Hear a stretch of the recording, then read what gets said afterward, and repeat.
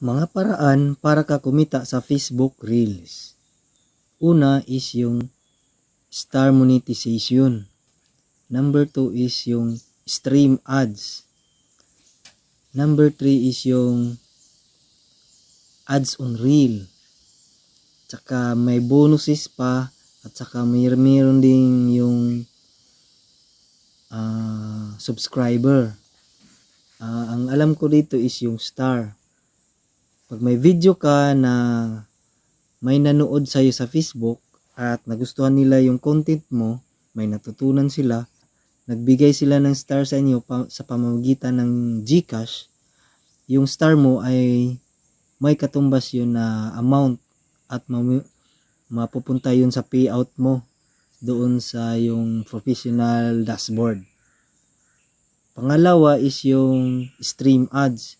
Ang nagbibigay naman ito is yung Facebook talaga, si Meta.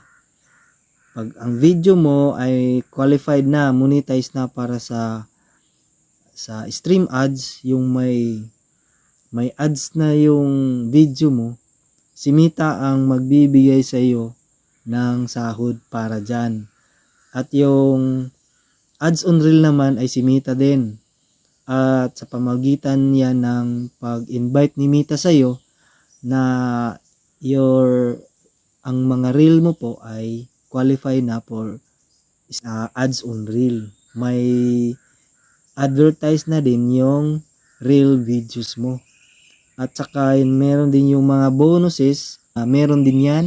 At yung subscriber na tinatawag ay meron din yan na kapag yung followers mo ay nag-subscribe sa iyo. Hindi ko pa alam yun kasi bago pa rin din ako. Pero sinasabi na meron din yang ibibigay na sahod si Meta. At saka meron pa yung partnership at iba pa yung sponsoring. Madami pa. Pero hindi naman siya ingon na malaki bigla. Dapat padamihin mo muna yung followers mo.